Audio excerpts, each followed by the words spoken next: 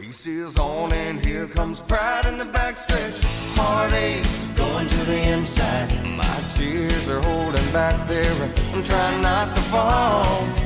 My heart's out of the running. True love scratch for another's sake. The race is on and it looks like heartaches, and the winner loses all.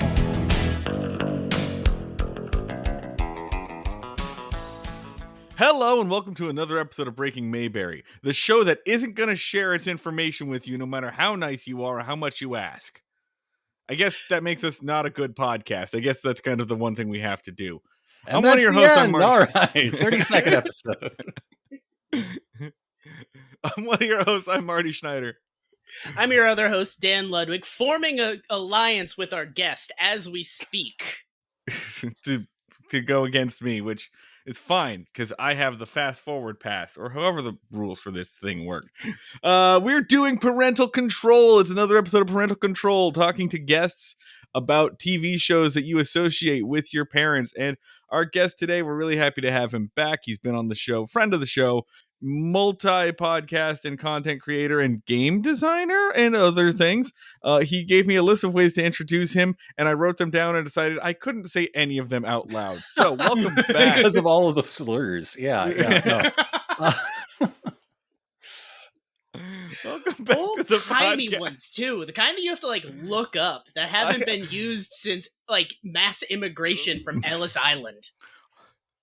I had to look up some ones, and one was just like the name of a country. It was just It's like if Gene Wolfe was racist. You got to really get deep in the etymology. Yeah.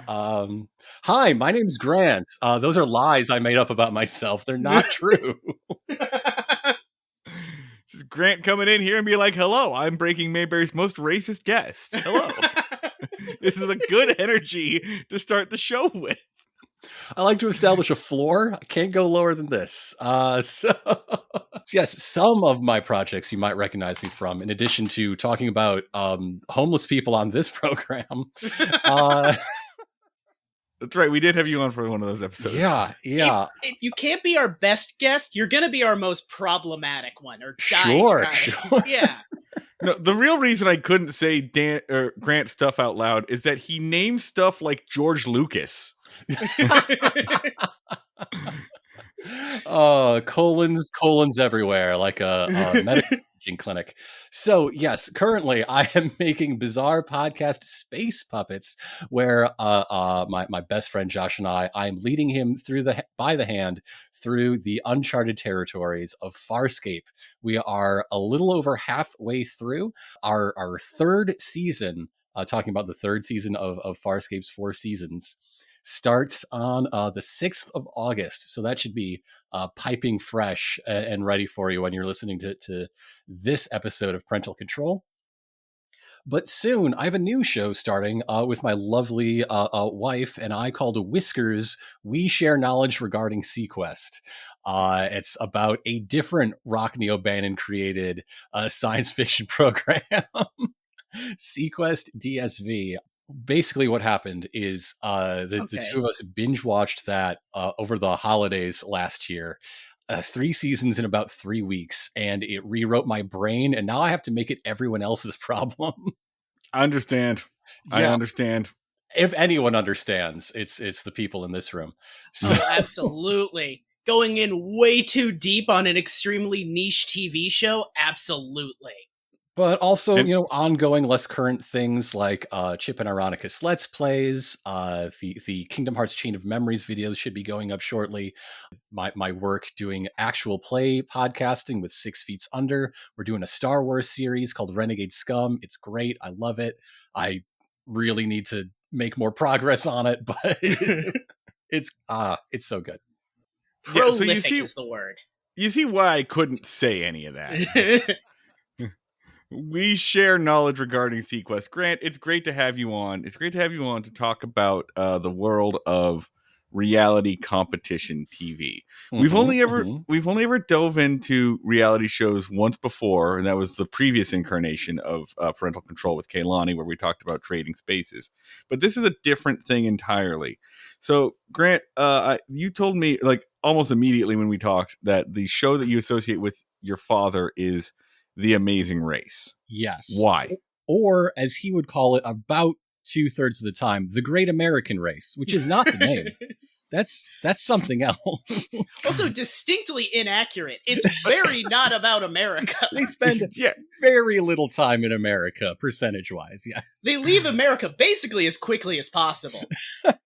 When I think of, viewing that my dad would get invested in, that he would care about and follow, like, rather than just, it's on, he'll watch it. He was a Big Bang Theory fan for a while, but it's just as far as caring and like I said, investment, it's The Amazing Race and baseball. And I don't think this show's remit really covers the Detroit Tigers. That's a different thing. It's not what we do here. Okay, all right. So your dad is not just, he's into The Amazing Race. Has he been in since day one? Yes. Yes. Okay. I think he got hooked by the first season back in, was 23 years ago now. Yeah. I can see the connection because, like, of all the reality shows I've seen, this was the most sports out of all of them. Like, defined gameplay periods, very clearly driven rules. All the players basically have stats in terms of like navigating an airport and fuckery. I mean, you're joking, Dan, but like I think that is kind of one of the appeals of this whole genre of TV, right? So The Amazing Race came out in 2001 on CBS, kind of a compliment to their smash hit Survivor, which came out the previous summer, right? And I think one of the appeals of this whole genre of TV, of reality competition, is it's sports for people who don't like sports, or for people who do like sports, right? Because everybody loves a tournament. Everybody loves seeing people get eliminated until like there's only one survivor left. But some people don't want to watch, the World Series. Some people don't want to watch the NBA playoffs. They're fools, but this sort of takes it. It's a fun like halfway measure between sports and like regular TV shows where you can get the characters. Each of these people. You spend time with them, etc. They talk directly into the camera like you would in The Office, or Modern Family / Abbott Elementary. So I think that happens, but we make fun of it. I'm not gonna like talk David Zaslav here. I'm not going to give it to the man, but everybody's got theirs, right?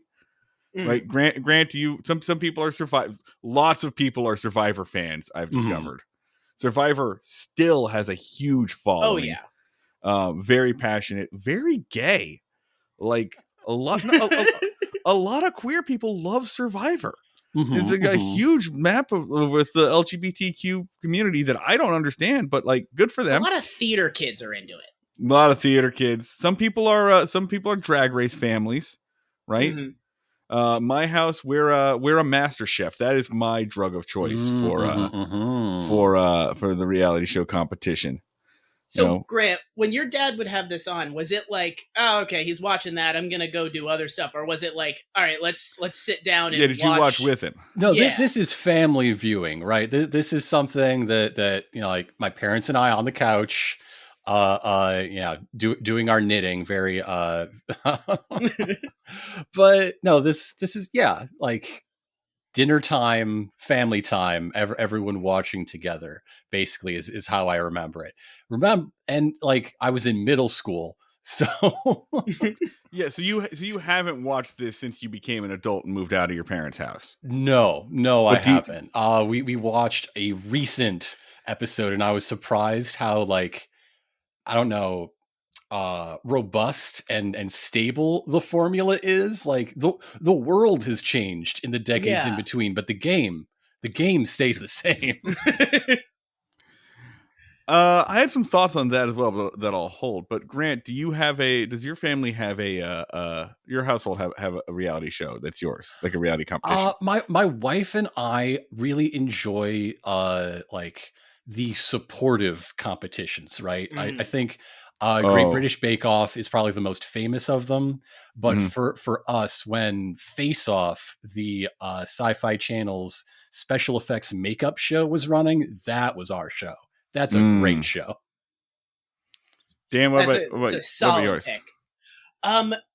We have never super been a reality show family. We've been doing Great British Bake Off. I think that's our strongest contender. If you count Taskmaster, I would say Taskmaster is absolutely ours. Like, yeah. we've watched all of the UK and some of New Zealand. But that's the exact opposite of a supportive reality show. It's all cruelty. Yeah. But there's just something about the sense of skilled, like, professionals that, you know, it is a competition. Someone's going home every week. Someone gets the big prize at the end. But when the clock is ticking down, half of them are like, I'm already done. Who needs help? What can I do? I love that. I think that there's also, I think there's probably like two types, right? There's the, like, you are good at this and we're going to find out who the best. That's your Master Chefs, your Bake Offs, etc. Your American Ninja Warriors. These are, like, in order to get to this, you have to be already good at the thing. And then there is The Amazing Race, where it's, you are good at nothing. We're taking a bunch of people who suck shit at everything and just seeing if they'll die. We're taking far too many people who could just take 6 weeks off for no reason. Yeah. It's a lot of like, oh, I'm sorry, you think you're a capable human being? You think you're good at shit? You're nothing. You're a worm. You're weak. Let's see you try to navigate a Greek airport, you piece of shit. Why do you think your dad got so in, and it seems like your mom too, but why do you think your dad gets so into this one, Grant? I think there are two things about it. First is the, like, universal dad impulse toward making good time. As a sign of moral fiber. This is true. Your dads are just watching The Amazing Race and just approving of everyone's technique. Yeah. The lack of bathroom breaks, just nodding approvingly at every rest stop they blow past. You see those wide strides? They're drafting on the guys behind them. So it's smart. No air resistance. Your dad's sitting there just like, yeah. All right, they're wearing the slip-on shoes so they can get to the airport faster. That's smart. Yeah. That's the advantage. And of all, like, the shows, like you were saying, they take the most, like, average Joes, people who are not exceptional at seemingly anything. So it has the biggest factor of, yeah, I could do that. I could do that. Yeah. Right. As well as just the travel aspect. Like, I don't know if my dad's ever been out of the country, but he always wanted to, right? He won't even take the show out of the country. What are you talking about? He made up a purely American name for this show. Your dad just watches the America parts and just skips over the rest. Where'd everybody else? There were so many more people last time I watched this. but yeah, it's like the like 70s James Bond thing of sure, there's a narrative here, but really let's just get some really attractive photography of incredible landmarks all around the world and feed it to you. It's instead of like doing that with James Bond, who's like shooting people and fucking, it's like, what if the person in that was just having a leg cramp because they've been walking too fast for too long? What if instead of assassinating a Russian, the person in this beautiful vista was going through a divorce? I should lay out for our listeners, in case you don't know what The Amazing Race is. It is a reality competition TV show that's been on CBS running since 2001. They run, I think, sometimes 2 shows a year because they're in their like 35th season, and it's only been like most 20. years it's 2 a year. Yeah. Yeah, and so the idea behind this is that there are teams of two people, usually sometimes they're friends, sometimes they're a married couple, sometimes they work together, etc. And they have to do a race around the world, and they don't know where they're going. They receive physical challenges, mental challenges, clues to their next destination, and they travel during each episode is a leg of the competition. You start in point A, and you will find out throughout the competition where point B, C, and D is. And when you get to the pit stop for that leg of the race, the rest point, the last team to reach that each leg is eliminated. That is the premise of The Amazing Race. It has been on forever, and the winners get $1 million. And also at the end of each leg, if you are the first one, you get like a bonus prize, which Yeah. for one of these was a Kodak Easy Share digital camera. Yes. And then another one was like 10 grand per person. Yeah. I would have been so pissed if I was the camera winner. I mean, it was 2003 for the camera winner. So we watched 3 episodes. We watched the first episode, and we'll talk about the air date of the first episode in a minute. We watched the first episode. We watched a random episode from season 3 that Grant chose, and then we watched the first post-COVID episode where they had to stop the race and then 18 months later pick up again where they left off somewhat. So those are the 3 episodes we watched, spanning from 2001 to 2022. Grant, now that you've watched this all together, how do you feel about this show? It's a bit of a comfort watch, actually. No one in it is comfortable, so that might be a strange thing to hear. But it's got such a familiar rhythm. I don't know if I remembered any of the people going back to it to prepare for this recording, but I did remember like some of the challenges. So I guess that goes to show what is more prioritized. But maybe that's just a me thing. But I could find myself, if in the landscape that we are in, the impossible position of not having anything good to watch, this could be something I just throw on for a while. I kind of dug it. Right? I have watched one episode of The Amazing Race, and that was like 2 years ago. My wife and I watched the first episode ever on Hulu as just sort of a time capsule. And then I never got around back to it. I agree, Grant, I've watched each of these episodes twice, and upon second viewing of each of them, I was like, who the fuck are these people? And I had just watched it like yesterday. So they have too many people, especially at the beginning. They have way too many people.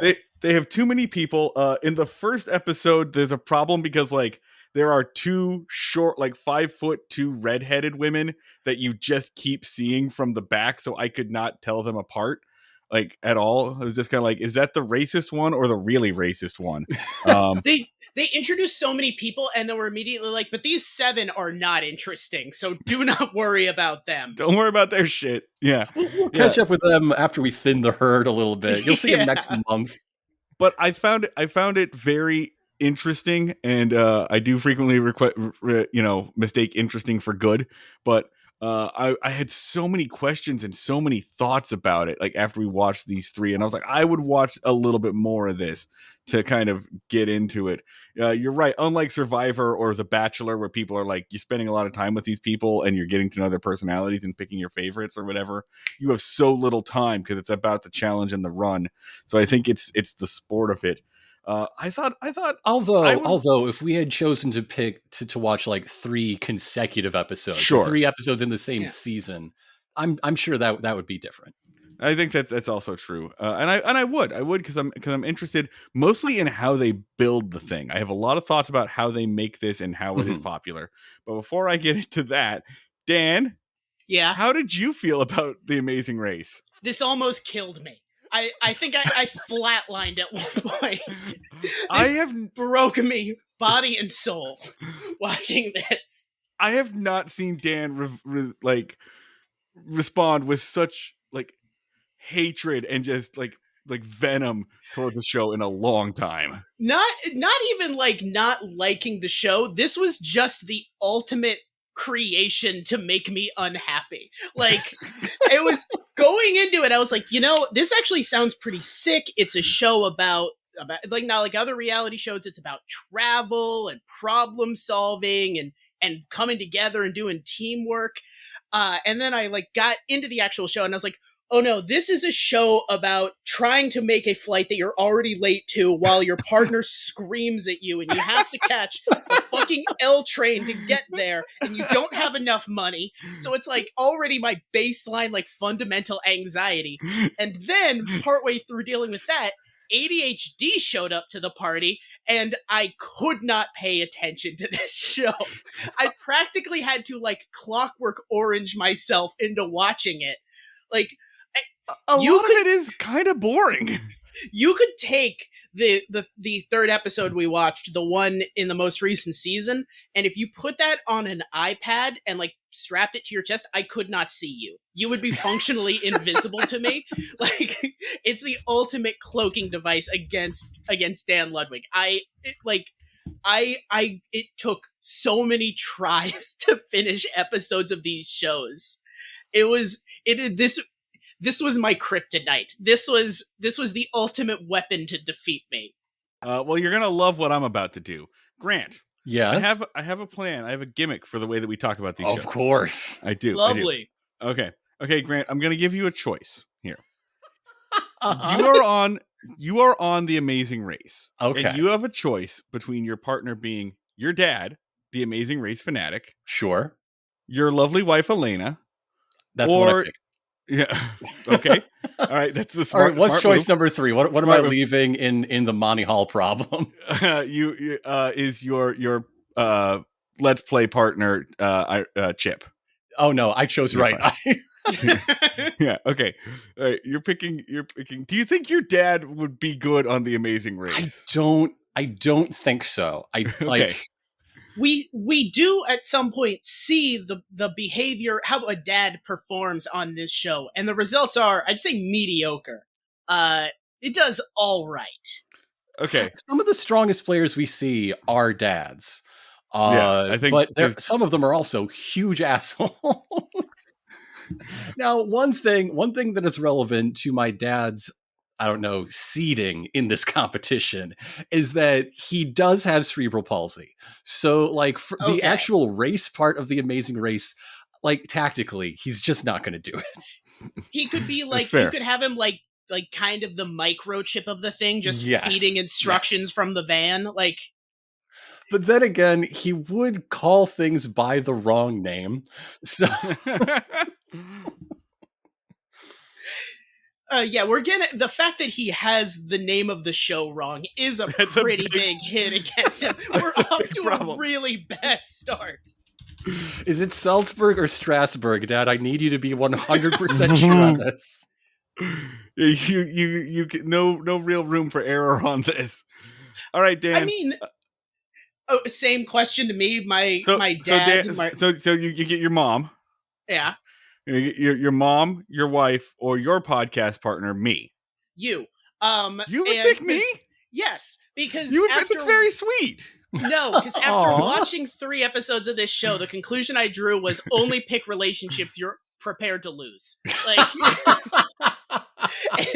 you like how you go into a casino and you just treat that money as already gone. Like, B asked me this question earlier, and I was like, "Not you," and she was like, "Absolutely not me." Like, it was like we would be divorced within. We would lose the first episode, and then the marriage would be over. And we were both like, "Cool, glad we agree on that." Like, terrible travel partners. One of my biggest memories of watching the show is how often my dad would be like, "You'd be good on this. You should apply to this when you're 18." I think all dads say that all the time for and like, yeah, when I started dating Elena, we met in high school. He's like, "No, she'd be good too. You should do this together, the two of you." So this question was answered for me long before it was asked. The expert has weighed in. The expert who doesn't know the name of the show has weighed in.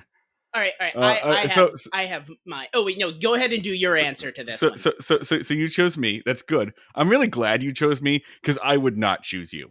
Okay.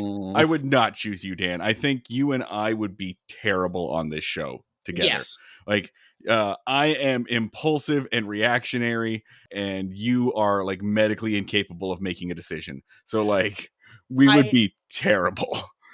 Okay, so I have thoughts on this. So, all right, in terms of you're a contestant on The Amazing Race, what's the thing that you are bringing to the table? Like, what's your area where you're like, all right, it's Grant or Marty's time to shine? Perspective. Yeah. Look within. Yeah. Contemplate yourself. I have unusually long arms. I have a bigger reach than I think most men my height. You're gonna snatch those clues out the box. So I can. So I mean, if I'm dangling from a what do they call it? Like rappelling down, and I got to snatch the clue up, I feel like I've got like a couple of inches of advantage there. That's what I'm bringing to the table. Mine is slightly longer arms than normal. I am going to be functionally useless for 90% of this. In the airport, that is like my time to shine. I am a fucking machine in airports. I will have a nervous fucking breakdown at the end of the contest, but once we get into the airport, Good news, the episode I picked is 50% set in an airport. Yes. Several airports. There's just so much B-roll, just edited out footage of Dan crying in the back of the airplane. That's what brought it on. I was like watching that happen and be like, I would have made that fucking flight. Like, well, good news, Dan. Good news, Dan. You're going to get a chance, because the reason we're doing this is because as we talk about these episodes, we're going to play Fantasy Amazing Race. Hell yeah. We're going to talk about how this would go, right? And so Dan, you picked me. I am not picking Dan. I am also not picking my wife, and she's upset about that. But like, we would not. You're picking my dad. I'm picking Grant's dad. No, I am picking my own father. And I think my dad has a couple of qualities you would really want in an Amazing Race partner. Number one is that my dad trying new things. He likes travel. He likes adventure, but he likes it exactly the way that you would want somebody in a race to do, which is that he wants to go see the thing, go cool, and then leave immediately. He's taking a real approach of like, don't tell me about the thing. Don't educate me. Don't waste any time. I just want to go and be like, all right, this is great. There's a moment in the first episode that we watched, the first episode ever, where like this chubby Italian guy from New York is like running across a bridge with Victoria Falls just thundering behind him, and he's screaming, "This is the most beautiful thing I've ever seen!" as he just sprints past it. That's what my dad wants to be. So great. He's also got this like sense of resilience, which is pretty much just in the sense of like, well, I guess this is happening to me now. This sucks. But whatever you throw at him, he'll just be like, I guess we're doing this, and just keep on moving through it, which is awesome in a partner. So going with my dad, he's going to be my fantasy Amazing Race partner through these episodes. We are doing season 1, episode 1, which is called The Race Begins, and it originally airs September 6th, 2001. They got out of town right on time. That airport's about to get real busy. To be fair, I think they filmed in the spring. They filmed months before, but like Central Park is not yet fully in bloom. Sure. I mean, that's the thing too, is that it's the first episode starts in New York City, and like half the episode is getting out of New York City. Half the contestants, I think, were just in the park that day and signed up blind. We got the most like Staten Island sounding dudes I've heard in my life. It's like they were grown. Like they're just these lumps of men that are just like it's like they were like they pulled them out of the floor of the subway. Like they're all such New Yorkers in this first set. Oh yeah. The first challenge is like take this flight, or this flight. They have no additional information, and half of them already know which airport to go to. The other thing that got me about the first episode, as compared to the one in 2022, is it's amazing how like this is prior to social media. This is prior to anyone has ever come up, spun a career out of being on reality show. None of these people are thinking about like how they are appearing. None of these people are thinking about like after the show is over. They're not thinking about how to spin this out. And as a result, all of these people come across like fucking assholes. Yeah. Like Instead of the correct shittiest thing people. where they work out ahead of time who gets to be the asshole. Right. Yeah. Right. It's oops, all heels. Like Yeah. you cannot root for anybody on the first episode except for the guy who's like one line is I love my wife. Like that's it's just one guy that they goes, I think my wife is amazing. This is great. And then he closes out with that too. I think there's a couple teams that don't speak between their introduction and when they check in South Africa. For sure. That's the first episode. We also picked a random episode from season 3, episode 7, because Grant said that he remembers season 3 being pretty good. This episode is called "I'm Supposed to Be Indebted to Her for the Rest of the Race," Which that season 3 is, of the 3 that I watched, the best one. It is also the highest concentration of sociopaths. So, yes. So I was like skimming through like what challenges do I vaguely remember, and I picked this one because it's got the puppet in it, and I remembered this puppet. I did not remember that it seriously is at least 55% just people waiting in airports. Boy, it's really easy to get you to do stuff if there's a puppet around. Yes. Man's a sucker for a puppet. I think it is worth saying easy. that season 3 is the first time The Amazing Race won the Emmy for Outstanding Reality Competition Program.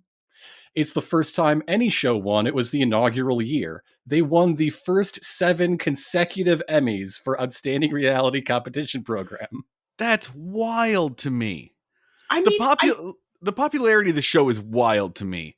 I dove into research, and it's never like super high in the ratings, but it's always like a dependable one. Mm-hmm. But like CBS is getting massive views off Survivor. That's still a big hit for them.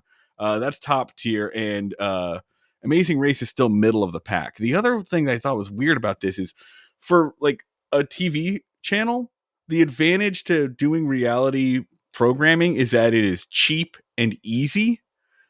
Like there's not a lot to go into it. You can run most things on a skeleton crew and stuff. Producing The Amazing Race seems neither cheap nor easy.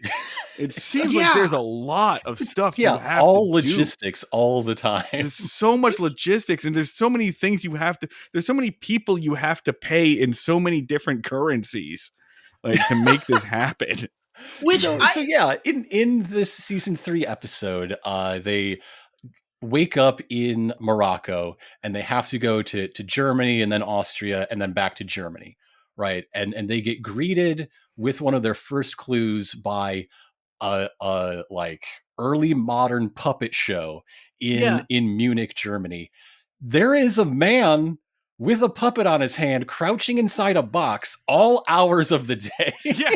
Which with the puppet is introduced as like a national treasure. Be like, this is Luschentintin, the Austria's favorite puppet. And it's like just this little guy who spins his hair a lot.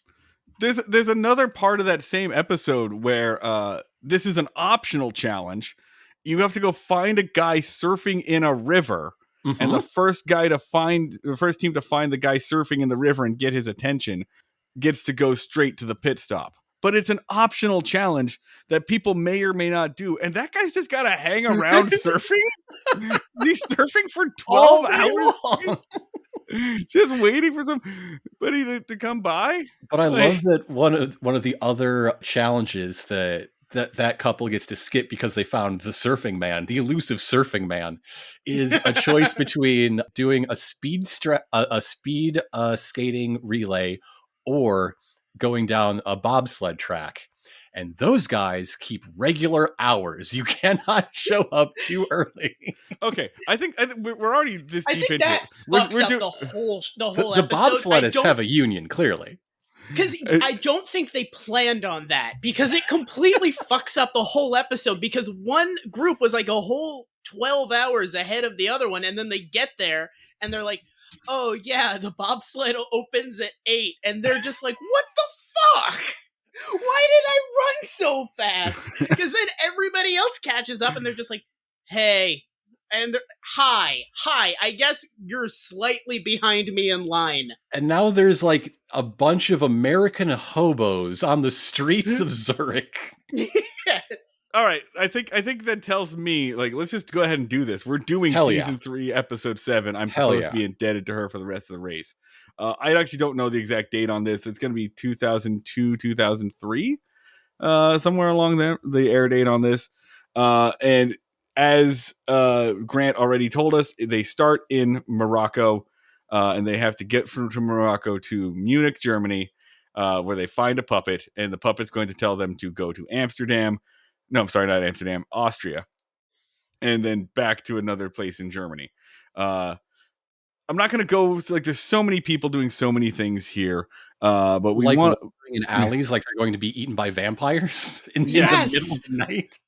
yes. But being stalked by feral cats, which, all right, there's one lady on the show that is, I looked it up and she's like, and people were so mad about her. Her name is Flo, and she was like, Yeah, she sucks. people were calling her shrill. And one point she's like, I just want you to get me out of here, so because I'm surrounded by rabid cats. And she's like ripping her boyfriend a new asshole. It's not and even her boyfriend. It says that they're just friends. So this dude is. I'm sure. Why is he taking this kind of abuse then? Really? Yeah, I was getting- one of the challenges on an earlier leg was carrying a printer for 6 blocks. Oh, that's a deep cut for some of our listeners, Grant. But excellent work. But yeah, I was like, and at first I was like, oh man, this lady won't shut up. And then I kind of, like, I watched this one a second time because I'm a fucking professional. And This the show second time, destroyed my soul, so I went back for more. I barely watched it the first time, so I made myself cycle back and watch it again. And the second time I was like, you know what? I would also be pretty agitated in this situation. Those are a lot of cats following them. This is extremely, like, pre-horror movie, what they are going through. However, she's also the one that starts telling lies in Italian to, like, the Lufthansa agent, so that the team she's screwing over doesn't know she's screwing them over. Yes, and specifically to screw over the only 2 black people in the season, at least the last 2 that are left, which is, I mean, it's reading into it a little bit, but it was kind of hard to not raise an eyebrow at the fact that they're the ones that she fucks over. Can I point out one thing though? It's amazing. Spoiler alert for these episodes, but complete coincidence that 2 out of the 3 episodes we chose to watch, we get to watch the cop team eat shit. Yeah. This episode is about the cops being so stupid. Hey, one of them's a firefighter. Only one of them's a firefighter. One of them's a firefighter. We have no problem. That was such a fucking twist because I felt so bad for these dudes. There were Andre and what was the other one? It was like Andre and Kevin or something. Hang on a second. I've got it right here. Andre and Damon. Oh, Andre, I felt so bad for Andre and Damon because I was like, man, they got completely fucked over. They're so screwed. And then at the end, when they get kicked off of the show, they're like, well, you know, we're cops. And I hope this just shows everybody that cops can make mistakes too. You know, we work really hard. And I was like, oh my God. No, never ever says that cops twist. can make mistakes. He never ever says cops can make mistakes. I just watched this 15 minutes ago before we recorded. What he says is, you know, I'm a cop, he's a firefighter, and we did this hoping that it would, you know, make some inroads with the community and show that, you know, we're just normal people. You know, we do normal things, and we sweat, we bleed, we sweat, we bleed, Oh, yeah, we that put on was our the pants line. one at a time. To which I sat there going, do you think we don't think that? Like, yeah. Did you think that? Did you think doing the Amazing Race, a thing that very, very few people do, would make you seem more like a common person? What? If anything, this has made you more of a statistical outlier. Go home, Damon. They're just like us, the idea traveling to to- Austria. to bridge the gap between the police and the community by showing that police suck sometimes, but not in the specific ways that bring harm to the community. Other ways, different new ways. This is just a normal, incompetent, fell asleep on a train sort of way. Honey, I was getting sort of worried about the cops until I was shown that they're easily confused. Now I feel great.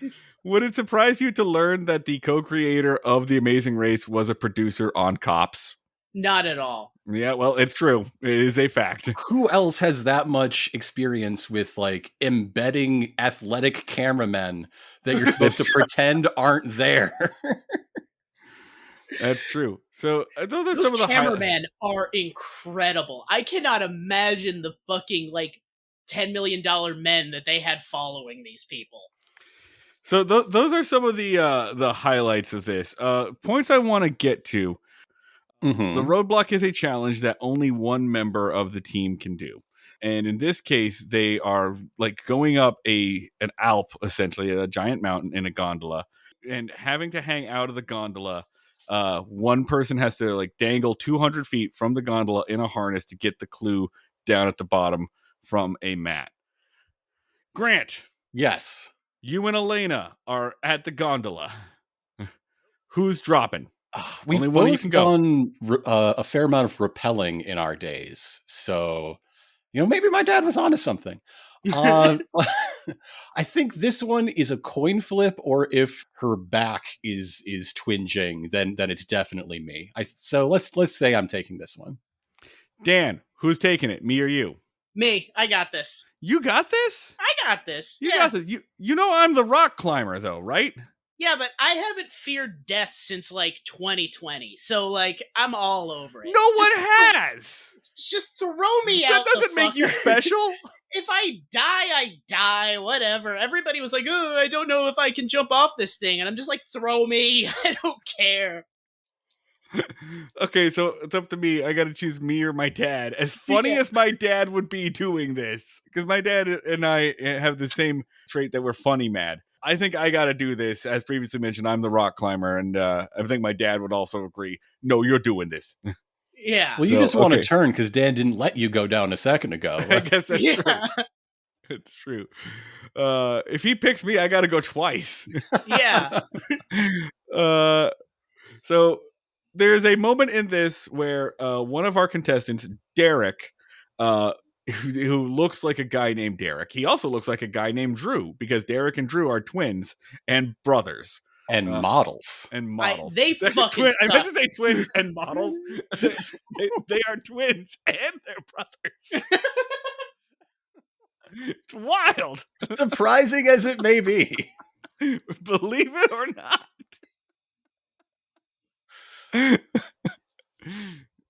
Derek and Drew are twins and models on the Great we American don't have Race. A Jake Gyllenhaal nemesis situation or enemy situation going on. They are in fact brothers.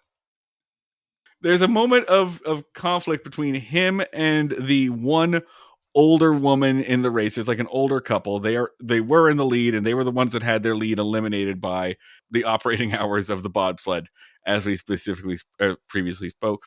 Her husband, Ian, sucks. He sucks about as much as Flo. I do not like them. The only person in this episode that I came to enjoy is the bald guy in the other pair of brothers that are definitely not models. Yeah, there's like a middle-aged dad pair of brothers. There's balding and fully bald guy. They're the only good ones. They were the only people I liked by the end of this show, is the brothers. And the highlight of the episode for them is they get a flat tire and continue to drive to create the most shredded piece of rubber and metal I've ever seen in my life. I know. Excuse me. Discussing musicals. The old guy with his wife, all of his cutaways are just him going like, I love my wife. I think she can do everything. She's a special lady. And then cut back to her being like, can you slow down a little bit? I'm having trouble keeping up. And he's just like, no, shut up. Walk faster, idiot. Terry, who is the woman, has a bit of a conflict. One of the handsome twins forgets his clue at the ticket station of the gondola. And she helps him out and says, hey, it's over there. It's at the ticket station, because he's wandering around looking for it. 5 minutes or an hour later, because how editing works, who knows? The handsome brothers are discussing their plan, and they do not give direction to Terry and Ian. And Terry's like, "Oh, okay, I helped you, but I see how it is. Me helping you find your ticket wasn't worth it here."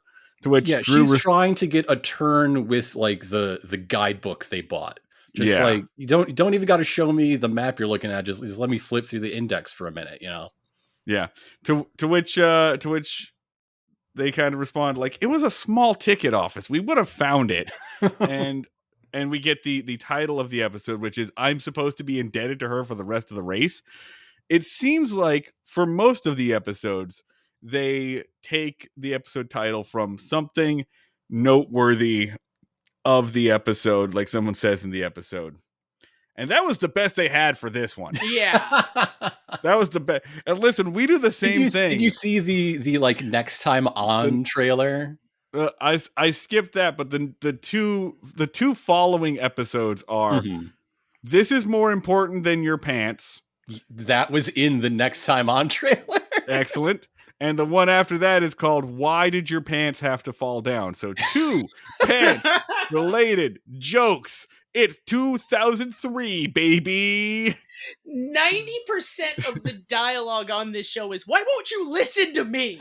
Like, there's not a lot to pick from. Listen, I empathize, because sometimes I go through our episodes and I'm like, what the fuck am I going to make this title from? I'm just going to make it up. Dan's not going to like it. Who cares? And then I will ruin the surprise. It's Ian telling his saint of a wife to walk faster, even though her pants are coming down on the street in the middle of Europe. On television. Ian. On television, she's These like, people all forget that they're on TV. Like, yes, like the whole country is about to see me not wearing pants, and he's like, "I don't give a shit." Like, I'm assuming in the actual episode just cut to him being like, "My wife's an incredible woman who can do anything. Love her so much." I love that this episode, when it's not about waiting in line for ticketing at one of 7 airports, it's about that transition point in a reality competition where the alliances begin to break down. Yeah. Right? Because they're going in pairs, they're going in trios, and then like when it's time to like race to like the fucking storybook castle in Germany, that's when all bets are off. Everybody's out for themselves. You get to see the turning point of the season right there. Yeah, it's like, I think, but it doesn't even happen like dramatically like in Survivor, where they're like, "Our alliance is done." They're just like, "Well, they're back there and I want to keep walking at full speed, so I guess that's over." And they just keep going. I think the dissolution of the one between the bald brothers and the twins is just the twins going, "They'll catch up," and then they keep walking. Another choice here in this episode is at one point in time, our teams are given a choice of a detour. And a detour is a challenge that they are given a choice of doing, or they have to choose between 2 challenges in order to get to their next clue. In this case, they are given the choice between going bobsledding, when bobsleds go with an Olympic team, because they are in a town that had an Olympics once upon a time. So they can go on an Olympic team and run down a bobsled track, which goes very fast. But if they aren't first in line, there's like 20 minutes in between resetting. And it's also very scary and intense. Or they could go figure skating and can complete a like lap around the track. I don't know, because no one picks the skating option. Yeah, no one. No. So they Why would you? They hired skaters. You know why you would? Because you show up fourth at the bobsled track. That's why you say, "Fuck it, there's still 2 hours before the skate track opens. I'll be the first to do that." Yeah, no one thought about that. No one thought about it. They all are camping overnight at the bobsled track. Puddle puddle, at the foot of the mountain. Which, okay, but like, I would not want to. I can't ice skate for shit. I don't under no circumstances do I want to ice skate on national television unless I'm like extremely proficient. Like, also that seems like it would take fucking forever. You have to like lace up and shit. You have to perform a speed skating relay. Okay, so a relay. So you don't have to skate very far. You skate a lap.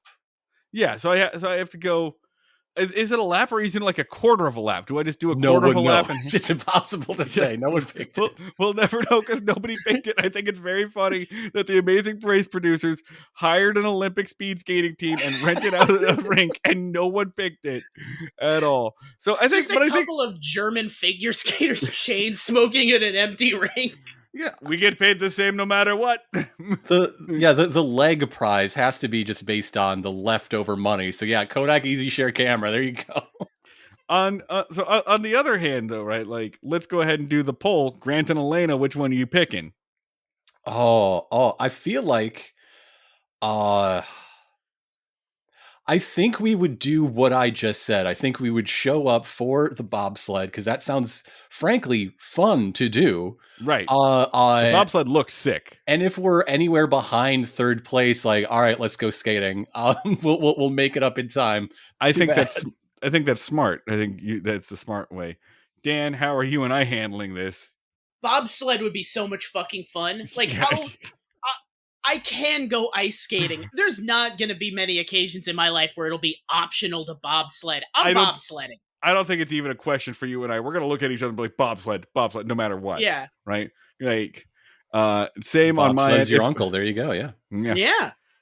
If There's a reason nobody picked ice skating. the reason no one picked skating. Bobsledding kicks ass. It wasn't a strategy thing. They're just like, that shit's boring. Fuck it. Yeah. I think if it was my wife and I, she might convince me to do the skating, especially with like the scenario that Grant just described. But if it's me and my dad, we're going on the bobsled. I'm a roller coaster guy, and that's pretty close, you know. You're ice skating with Sarah. Just sad music is playing while me and Marty too are having the time of our lives on the bobsled track. You just look off in the distance and we're like, we're having such a good time. Meanwhile, our cop team fell asleep on the train. I said it earlier. It's so tragic. Like they started 12 hours later than the team ahead of them. Right? They're dead in the water from the beginning. They had no luck getting on any flights. They're so far behind that when they get to the puppet, that puppet ain't moving. I think the puppeteer fucked off and left them behind. They didn't even get the option to do the bobsledding they didn't even give them the choice. Like when they were so far behind at that point that they just had a sign that was just like, go, just fucking go, man. They got stuck in two separate airports, which they woke up in Salzburg. Just enjoy Salzburg. Yeah. I'm sure there's a Sound of Music tour. It's fine. They're on the shuttle from the first airport to the second airport, and they run into somebody who works at the desk, and they're like, this woman is a lifesaver. She said she's going to get us on a flight. No problem. And they get there, and her boss is just like, I am not turning the computers back on to print you a ticket. I will not be doing that. And they were like, guess that means we're not flying out tonight. And I'm like, no, you cry in this situation. You lie and say that you're late for your brother's funeral. Like, you do not let that man leave the building without your ticket. And just a thing that runs through this entire show, it seems, is teams are so bad at estimating where they are in the pack. Like every team that's like, oh my God, we're definitely eliminated. They're like third. They're fine. Yeah. Like there are people who aren't even in the same country as you as you're coming into the pit stop. Why are you so worried? How are you so bad at this? It's so weird. You're like in second and you're dragging your wife's body down a dirt road being like, we're going to be eliminated. Did they all know that Damon and Andre left 12 hours later? Yeah. They knew that, right? Like, every team except the like middle-aged parents who clearly hate each other. Well, I'm sure it's one-sided hate. All of them ran into Damon and Andre at the airport and just like waved as they got on a flight way before they could. Like, did they did they just forget? Did they forget to count to 6? Yeah. Did do like the two brothers, they're getting into the end and they're like, we're eliminated. Something the Von Trapp family were out of the game. And it's like, do you think that the guys that you left behind can develop to the ability to teleport? Hang on. There is the fast forward option. Like I mentioned the guy surfing the river a little bit. Sure, the deal was Fast whatever forward team, bothers me, not from a game design perspective, but the naming. Sure. What do we have? We have roadblocks, we have detours, we have pit stops, we have things you encounter on a trip in a car. Sure. Why is it the fast forward? This is not F-Zero. You don't encounter that on the road. Carpool lane? Do you use a carpool lane? Expressway, right? Yeah. I mean, you're correct. If anything, I want it to sound more like F-Zero. Like you can use your nitro. Yeah. That's rad as hell.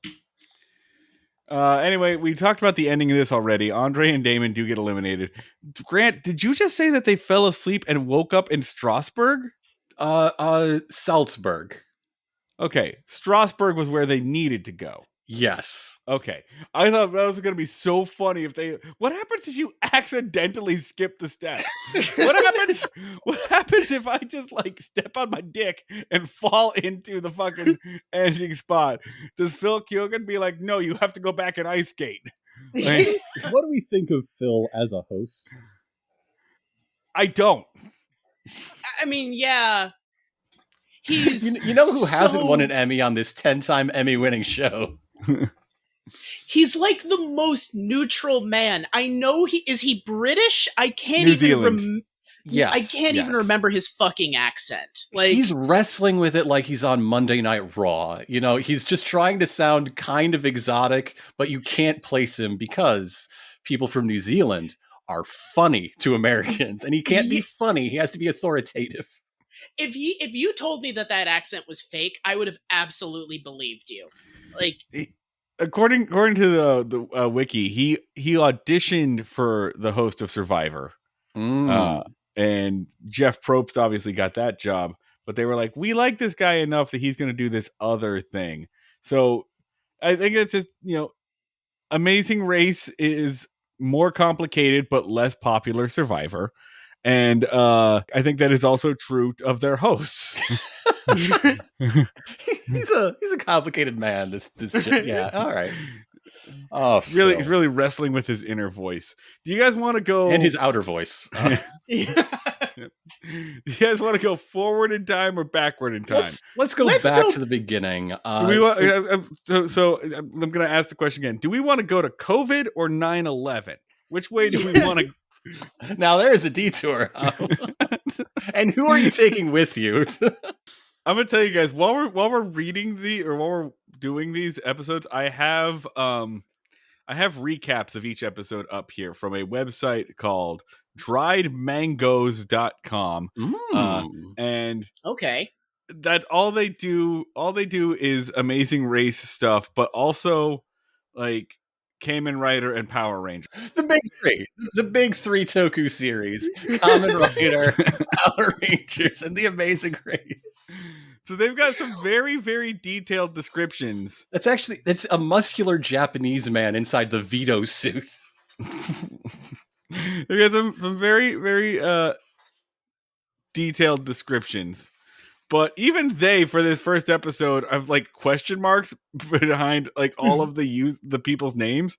Like at one time, it's like the later seasons are so much better at putting people's names on the screen, putting time of day on the screen. It is so hard to track relative progress, especially when they're all getting different flights. Like, which flight is the good flight? I don't know. I would appreciate some dramatic irony here and watch the contestants catch up to the narrator, please.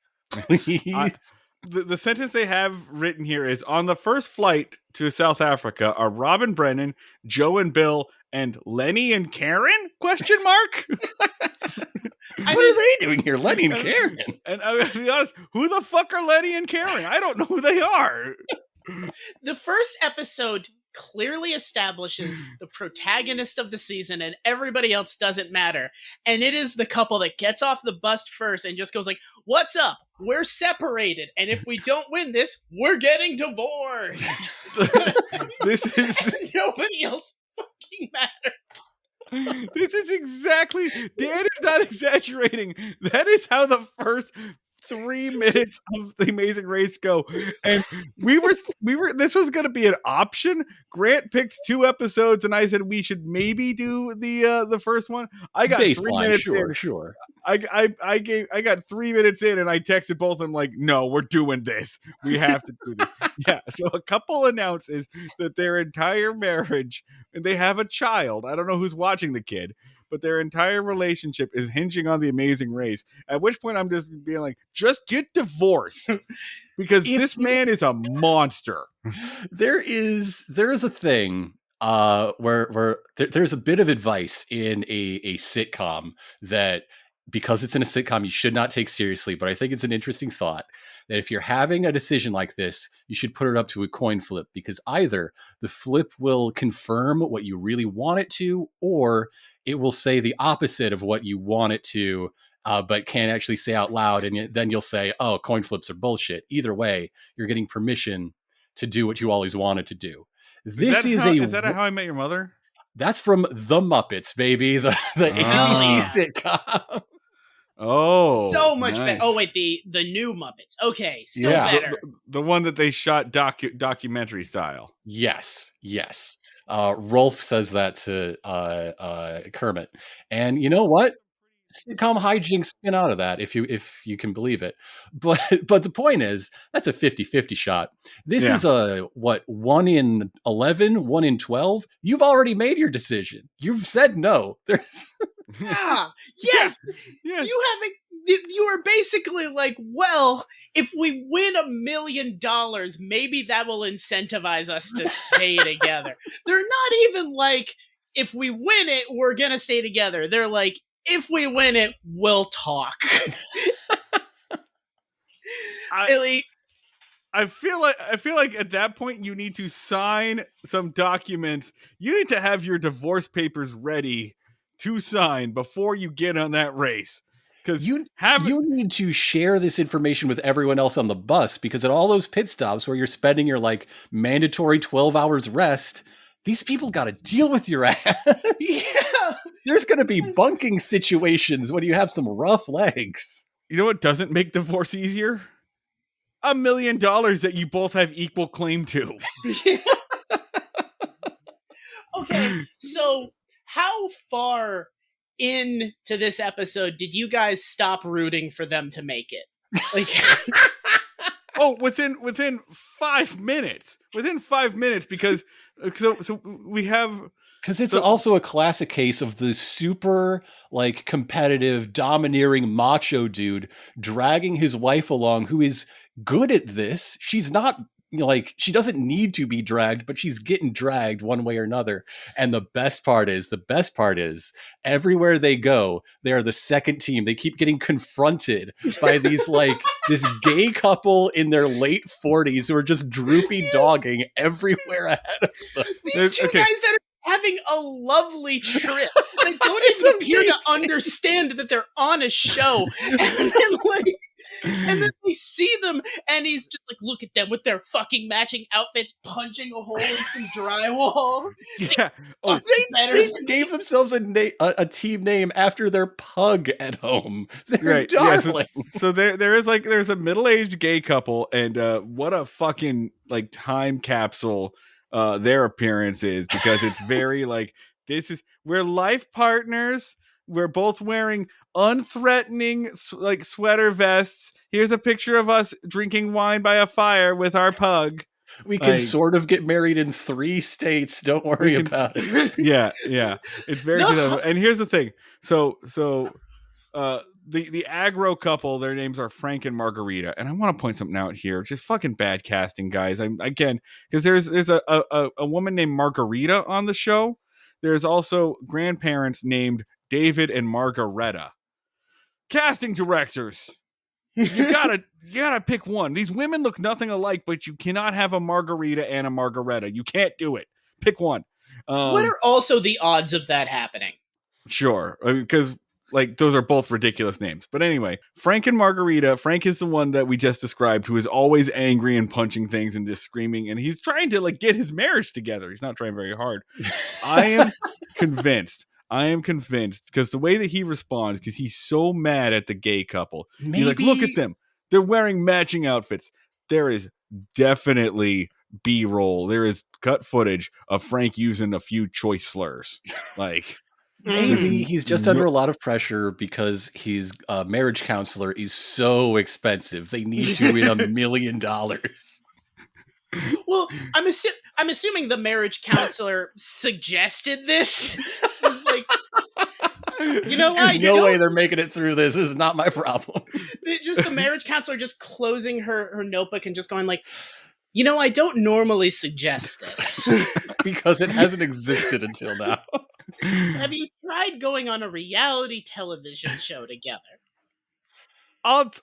Alternatively, have you tried dying in the desert? There are equal chances of you dying in the desert or winning $1 million.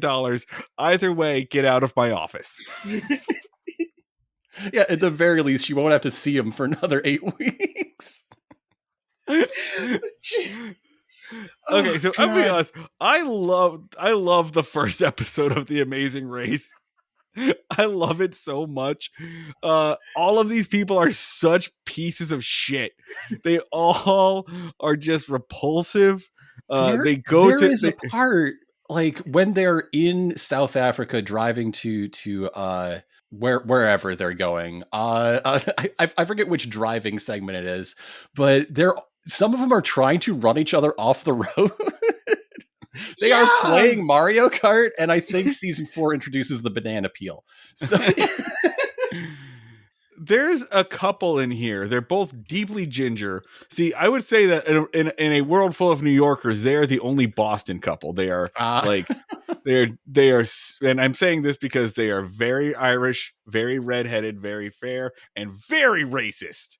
They're in Africa getting mad at the black people for not knowing where things are in their own village or in their own country. It's just wildly shitty people.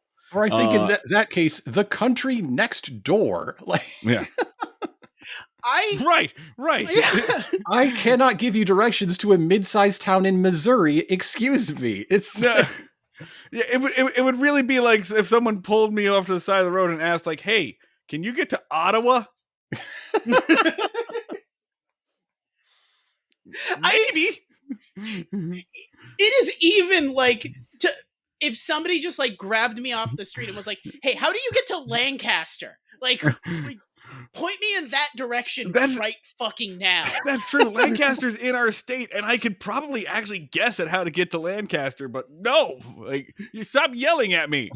And also, you have such a imagine shitty goatee. Also, imagine that somebody did that to you, but also they were speaking Italian. Like, yeah. And then they got mad at you for it. Horrible people. I hate them.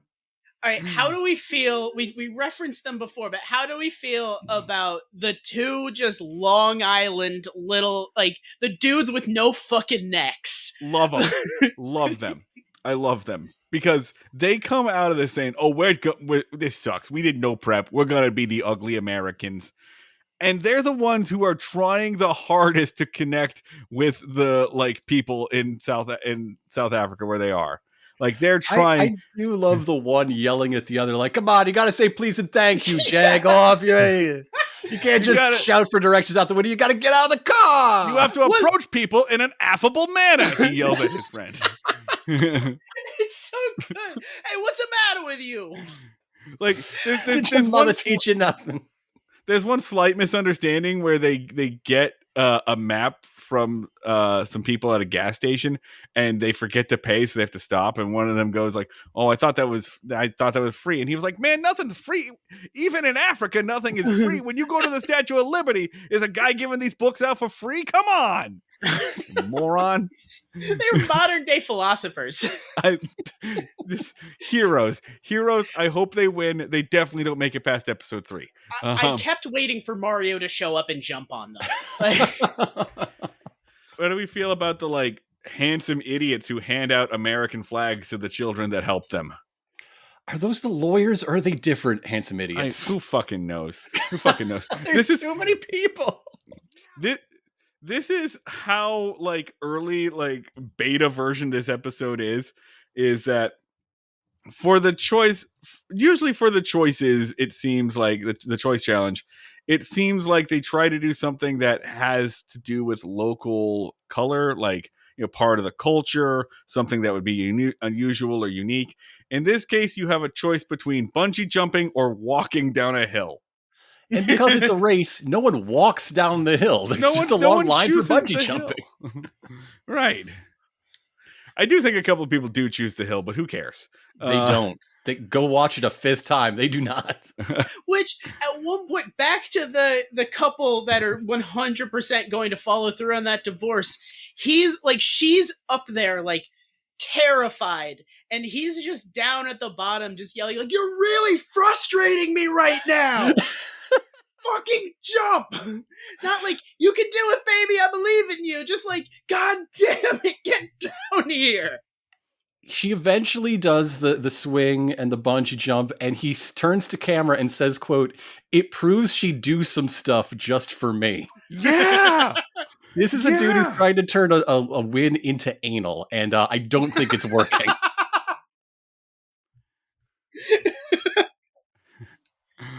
Which is another reason I'm not going with my dad. I tell you that much right now. As we all know, like, after you win $1 million together, yeah. Oh, birthdays, Christmas, and if we win $1 million together. With the other teams already celebrating and having a good time with the local peoples, Matt and Anna arrive at the mat. Phil emerges for the first time to the storyline to announce that they are at last and eliminated. Those are the really shitty people. Those are the shitty people we just described. It's always sad when someone shows up in completely different environmental conditions to everyone else. Yeah. The sun has gone down before they get there. It is raining. Yeah. Like, Phil's mad that he has to be out there. Like, it's clearly hours later. Phil has gone to bed, and some fucking PA had to wake him up. He's like, Phil, they're getting here. They're close. This is what I love about Phil. Phil only exists when they check in at the end, and when they do like a pre-roll package that's probably recorded a month earlier. Sure, introducing the challenges. He's so absent as a host. He should just be credited as narrator that you see sometimes. If you were actually on the show, you would have made eye contact with Phil like less than 5 times. Like, you barely would know his name. He's basically Rick Steves. If every now and then Rick Steves told me whether or not I got to go home. If Rick Steves was approving my PTO, that would be Phil. Otherwise, he's just off explaining how fucking Swiss farming families or some shit for a segment I will never watch. Marty, if Rick Steves is on Cameo, I'm gonna make that actually happen. Dude, I would adore that. I love Rick Steves. I love that man. He rules. Amazing Race 33, episode 4. Ready Season to 33. Out of 36 and counting. They're still going, baby. Yeah. Ready to restart the race. This, like, speaking top level, the 2 previous seasons we looked at both had a dozen-ish countries on 4 continents, right? Season 33 had half that. They just went to Europe and came back. You'd really like to have Rick Steves then. Yeah. See, this is when they could have made it the Great American Race. Because they would have been much more feasible. Be like, instead of going to Shanghai, you're going to Iowa. It's basically just as difficult.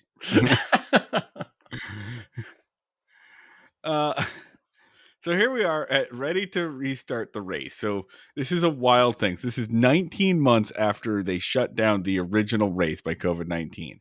So we bring back 5 teams, and then there is a montage of saying goodbye to all of the teams who were unable to return for whatever reason. So they invited. Do not go into the reasons. Does your magic website say the reasons for why some of these people? It does not. It is literally just plot description. I'm gonna say good. Probably good that we don't know that. Yeah. Yep. Yep. Yeah, it's gonna be a lot of like X's drawn on people's faces. So they get collected. The previous episode. It looks like the fucking cover of Days of Future Past. Battle Royale. So the previous Phil leg, standing in front of a fucking wall. It was just like wanted posters of all of these contestants that have faces, their X's over their faces. and you look at the face and you're like, wait, who is that? Who the fuck are these people?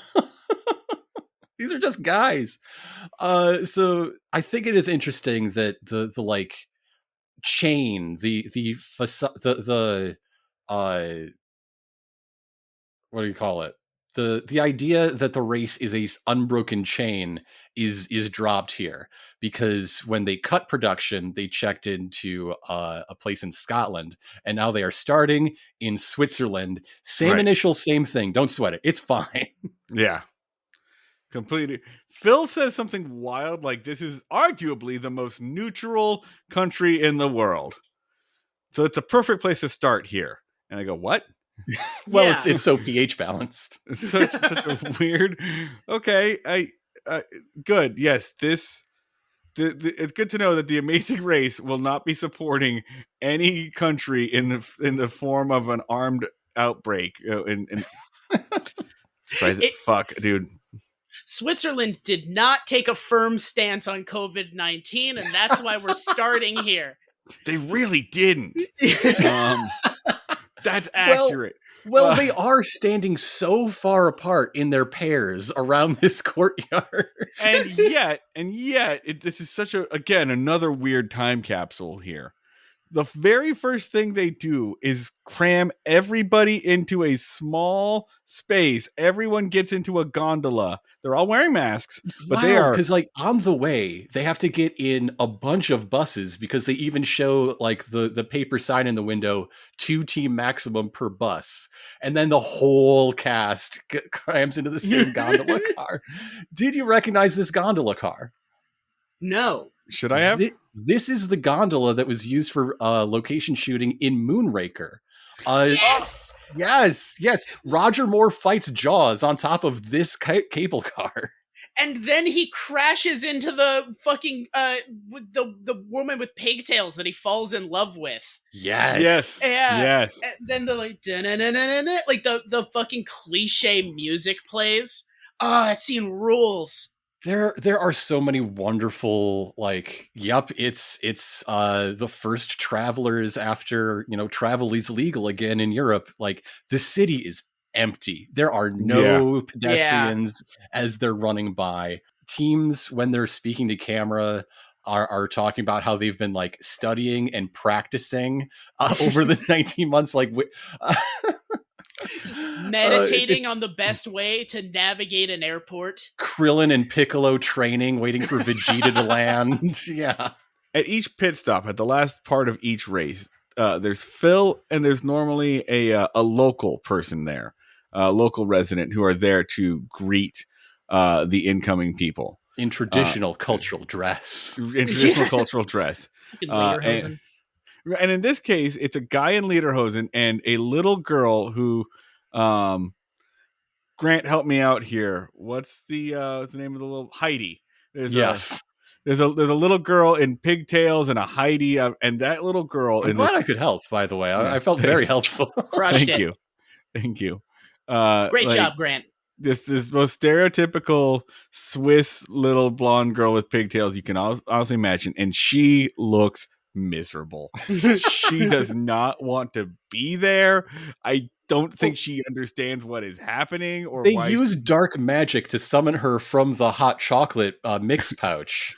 So she's having a hard time adjusting. This is a bad day for her.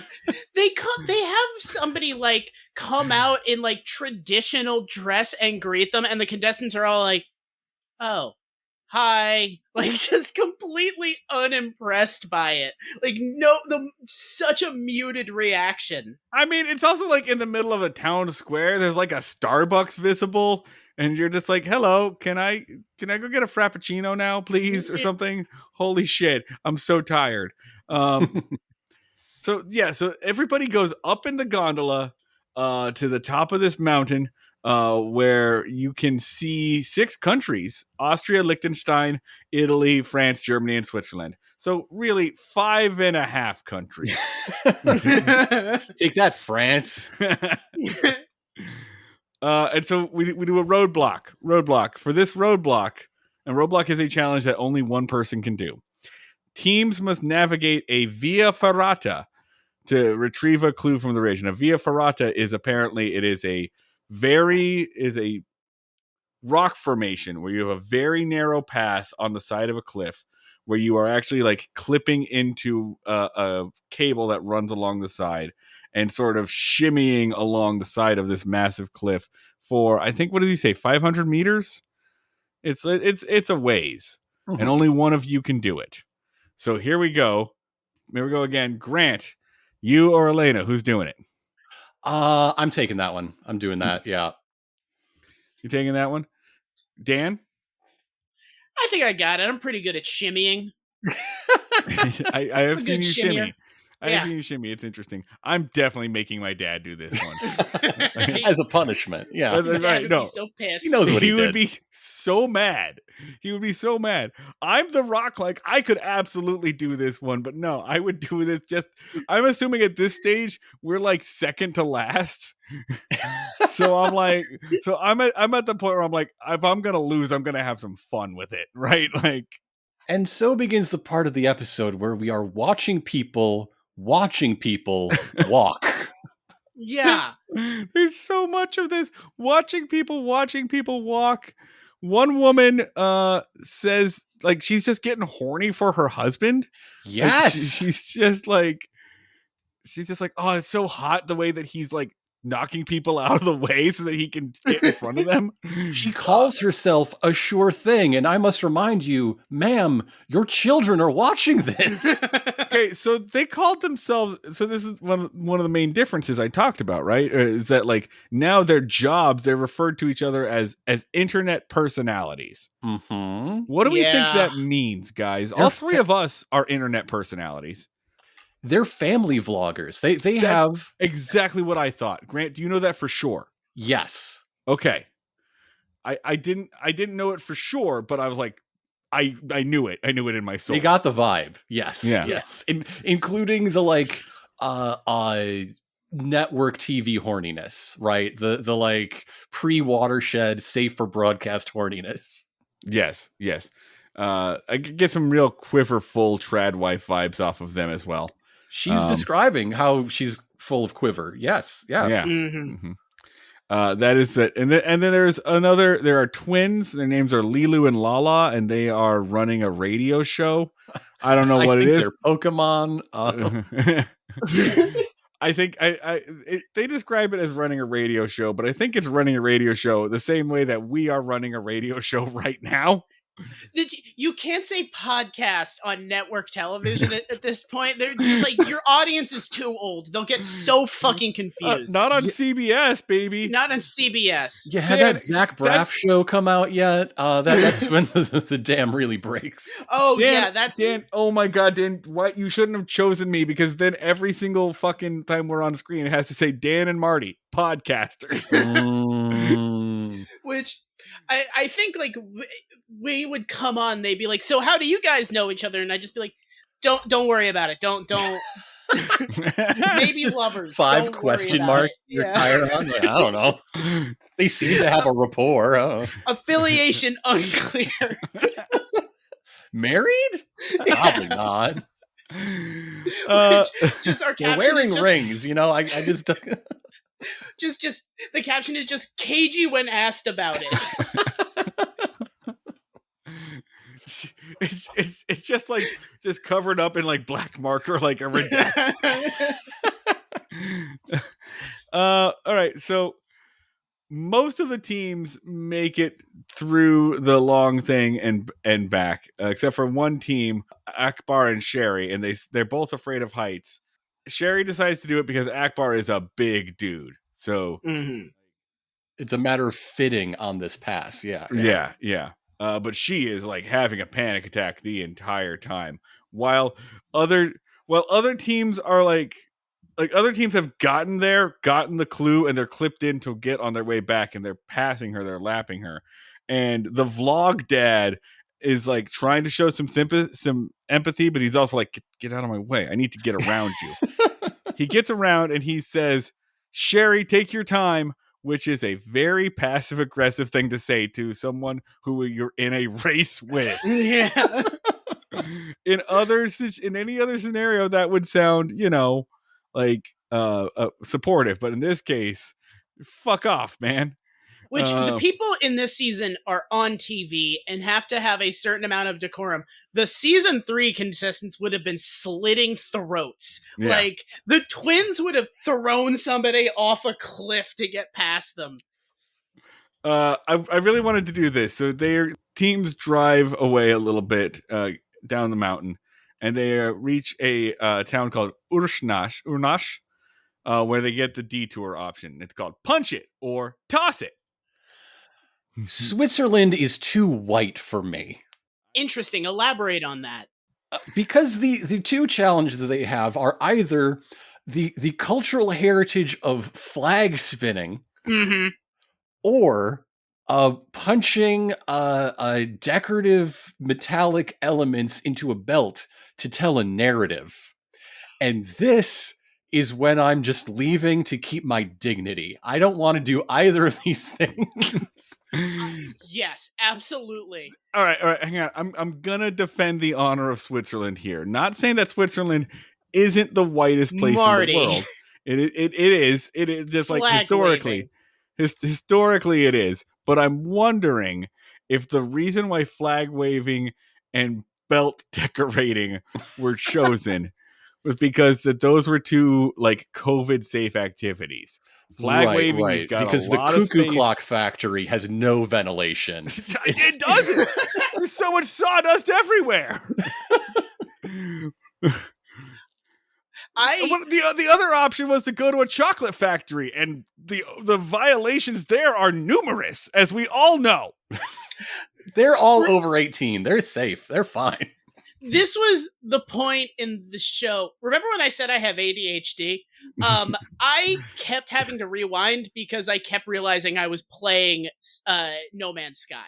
Like, I would just be, oh shit, how long have I been playing this? Fuck! And just having to go back. It was so unwatchable as a television program. Again, it is wild how popular this show is, because I'm about to describe it. We're not... Just the montage just cuts between people learning how to wave flags in a certain pattern. And they must please... They must wave for the pleasure of the silent sentinel of flags. Who I'm just going to say, face. Clearly a pervert, right? Clearly into this for pervert reasons. The flag judge, such a bad vibe coming off of that guy. The under the leg spin around, that's not part of the regular moves. He added that. Yes, absolutely. Fuck. That was the part that he was very diligent on, is how you put the flag through your legs. So here's the situation. I'm just gonna let the wiki describe it. In Punch It, teams must use specialized hand tools to tell a story by attaching ornaments to a traditional belt. So they're given a belt, they're given a bunch of like emblems and tools, and they're given a children's story that's like 1 page long, and they have to translate the story using those symbols onto the belt. In Toss It, teams must learn a sequence of flag tosses and twirls until they can properly perform it. So I wanted to tell you how fucking weird the Toss It situation is, because the teams run into this gymnasium, and then there's just like a guy and like two guys just silently just waving this flag in a pattern over and over and over again. No words. And they don't No talk. words And spoken. no one talks. The belt one is so boring that at one point one of the contestants is like, hey, how do you know you did that right? And he's just like, I don't know. I'm just doing it until he lets me. Like, I don't fucking know. It's like, how did you solve the riddle? Be like, I'm just gonna keep doing this until the guy lets me fucking leave. The first pair to walk into Flag Gym, like it's like if David Lynch didn't know anything about lighting or soundtrack. They've just stumbled on this bizarre microcosm of an inscrutable culture. I love. If I love, you play the jazz behind this, it is a Twin Peaks scene. I love Vlog Dad running into the gym, being like, "Basketball!" Oh no, it's not basketball. Which, Marty, He would- you're really giving him the benefit of the doubt. Are we sure that Switzerland isn't just a deeply boring country? maybe. And this isn't even like a major city in Switzerland. It is like a small town. Like at one point in time, our people get lost looking for the belt making station, and the whole town is like half a mile. Like, Yeah. so, all right, let's go through this right here. Grant and Elena, are you flagging or are you belting? Oh, I think we would have gone for the belt. Because when I travel, you know what I want? Souvenirs. Mm-hmm. You get a cool belt out of it. Mm-hmm. Yeah. Dan, are you and I going to go for the belt or are we going to go for the flags? I think we're going for the flags. I think I would. We're if definitely going for the flags. No, sorry. We would start going for the flags, and then I would see that freak's eyes on me, and I would be like, I'm going to the belts. One team does consider that. One team like does the flags for about 5 minutes and like, dude, this sucks. Can we cut our losses and go for the belt? The lie is that you're done when the flag judge says that you've done a good enough job, but you're done when he finishes. Like, And you'll never tell because the face is impassive, completely expressionless. So stoic. Yeah, like which group is it that are like, this fucking sucks? Do you want to go make a belt? I think my dad and I are also going for the belt. It's just reading the descriptions, it sounds so much easier. Like, the thing you do have to keep in mind if you choose the flag is it's on television. You doing that, and then potentially failing at it. So you go home, and the first thing that happens is all of your friends are mockingly flag dancing at you. yes.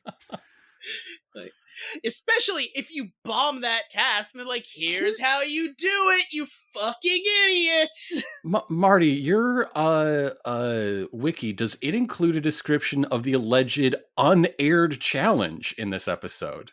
There was an unaired challenge? According to the Wikipedia episode summary, Michael and Mo and Aaron and Natalia had to complete a speed bump after the detour that involved one team member running inside a ball resembling a cabbage while being directed by their partner to knock down haystacks before they could continue racing. This task was unaired. You are making this up. Someone is. There are two citations, though. I need you to read that again. I need that again.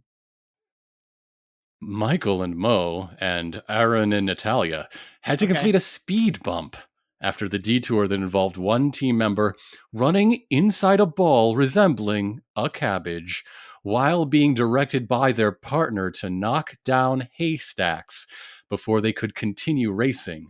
This task was unaired.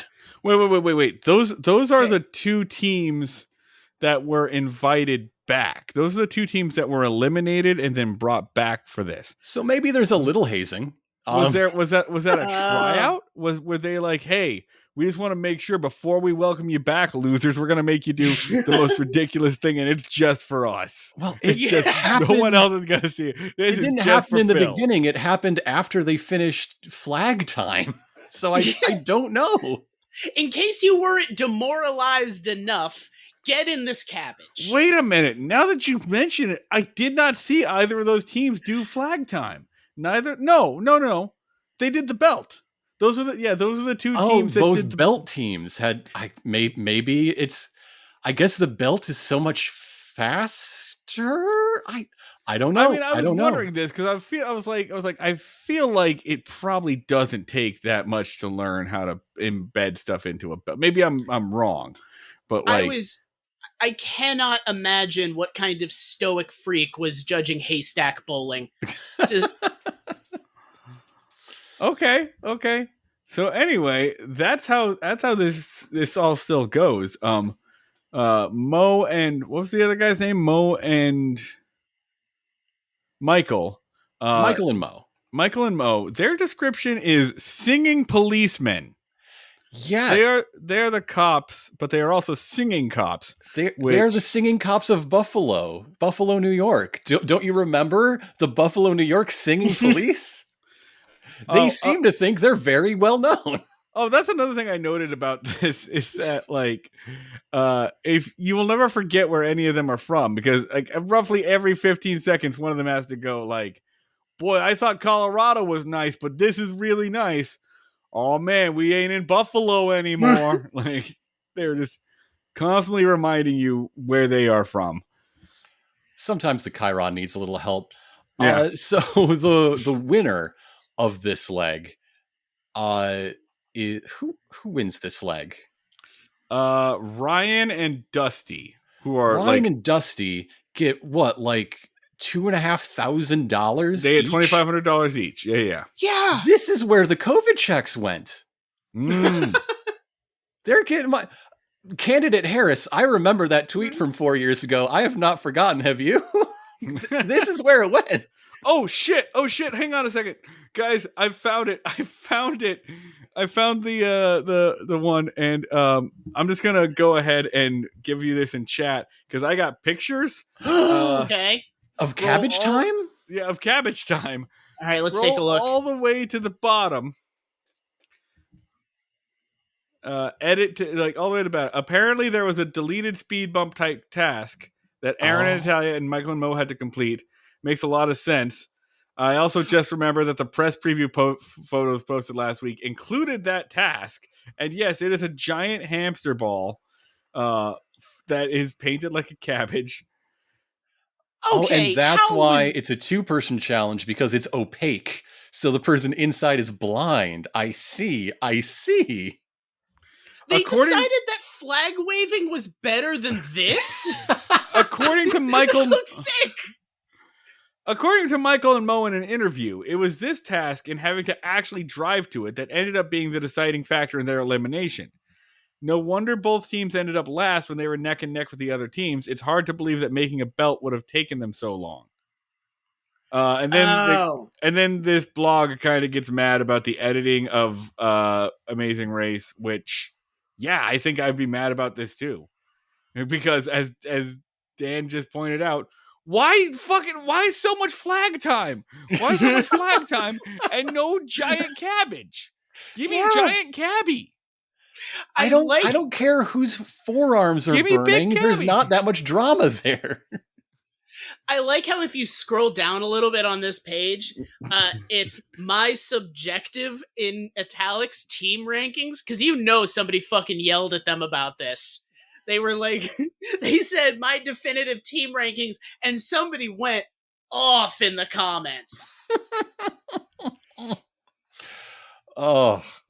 So yeah, Michael and Mo come back to immediately get eliminated again, and like this is something that I find very satisfying in a reality competition, because if you are the first team eliminated, that could be bad luck. That could be anything. That could just be a rough transition into the game. You see it happen all the time. But if then you get invited back and immediately eliminated a second time, you're just bad at this. You're just bad at the game. I'm gonna be honest. I would be so mad if I was Michael and Mo, though, right? Like, because that they cut that. Because as it turns out, like they lost because of a weird challenge. They had to drive to the middle of a field and then do a challenge where one of them couldn't see a very physical fucking thing to do that's difficult, and where they had to talk to an actual challenge. What is on TV right now and what everyone knows is that Michael and Mo couldn't decide what order to put symbols of a children's story into.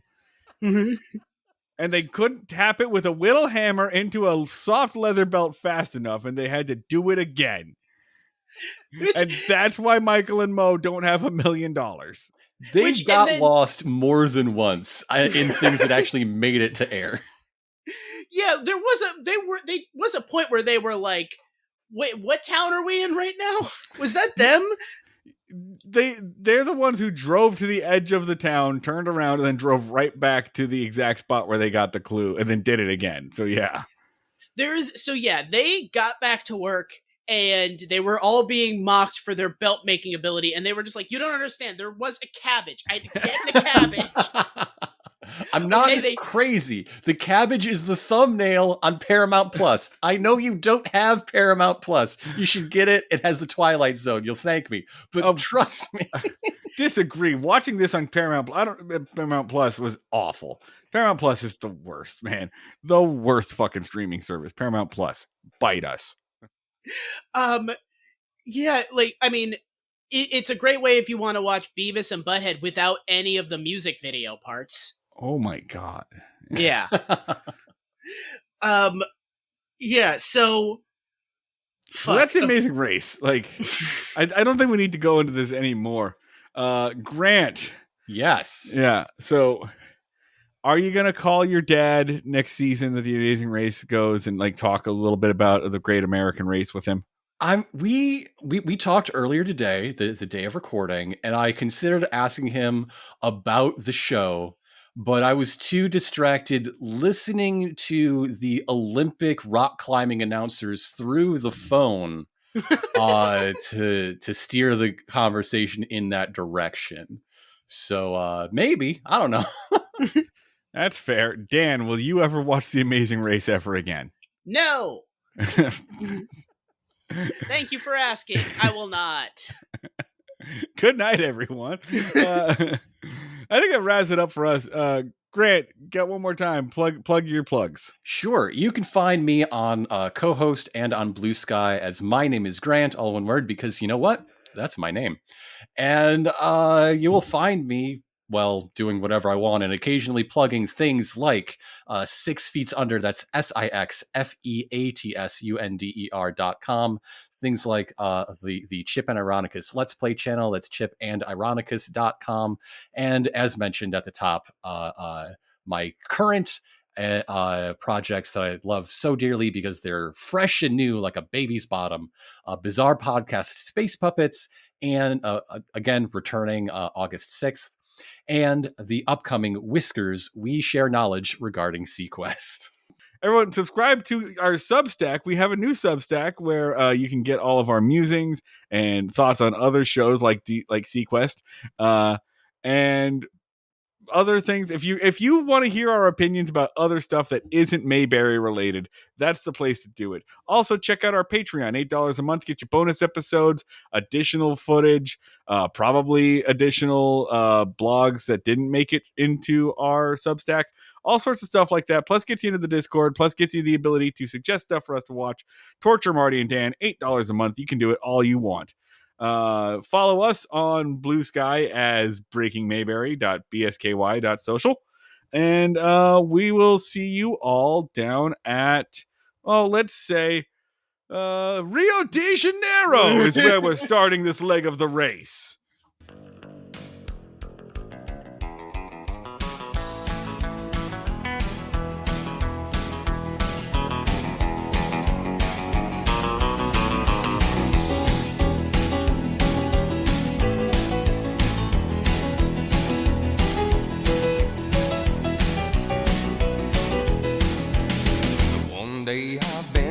Love, never once suspecting what the final result would be, and how I lived in fear of waking up each morning finding that you're gone from me.